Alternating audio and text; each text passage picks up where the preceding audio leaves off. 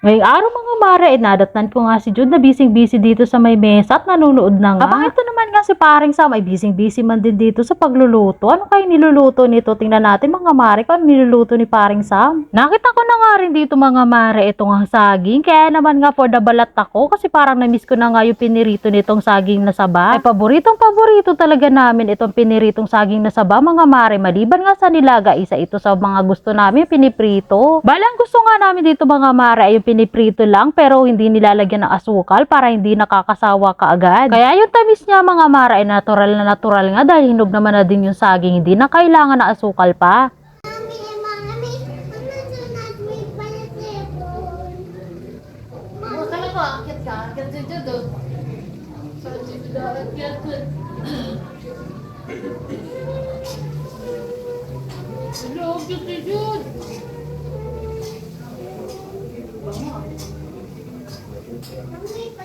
Wag magluluto ni Daddy.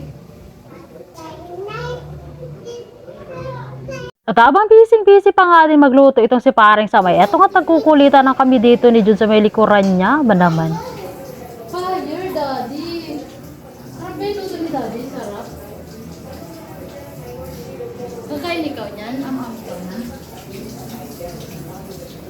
At sa wakas nga, i-reveal na natin itong niluto ni paring Sam. Napakabango at napakasarap nito. Adobong kangkong nga ito na may sahog na baboy mga mare. Abay, mapapadami na naman ang kain natin. At eto nga, nagprito nga din tayo dito ng saging. At nagsawag na nga rin pala siya ng kanin dito mga mare na meron pang ang itlog. Abay, napakasarap talaga. Kaya naman nga itong si Jude ay for the kain na nga dito. Abay, ganadong ganado. Akala mo talaga kung makaasta itong si Jude ay ganadong ganado at matakaw nga. Ay, sana nga, lagi na lang matakaw itong si Jude. O ay siya mga mare, dahil nakahain na nga at eto ang ating pagkain ngayon ay tara, saluhan nyo na kami dito at kunin nyo na nga din yung pagkain nyo at tara't kumain na tayo dito. Siguradong goodbye diet na naman nga itong kumare nyo, kaya naman nga mga mare, abay damayan nyo na ako dito, tara kain na. Siyempre kapag ganito ba naman ang pagkain ay sino ba naman ang hindi gaganahan yan aba naman. Mga ilang oras nga lang pagkatapos namin kumain, eto nga si Jude ay nakipaglaro na nga dito sa may labas.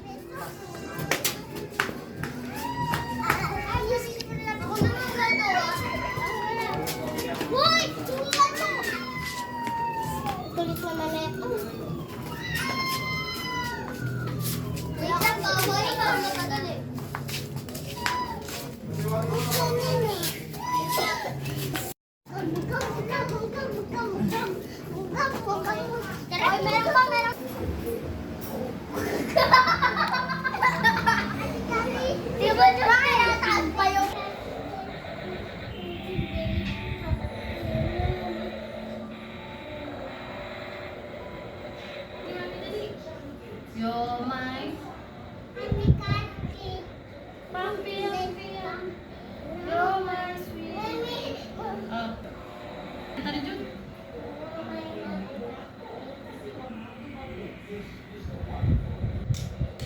Tingnan mo, dirty yung feet mo, oh. Yeah. Thank you for watching. Sa ulitin mga mare.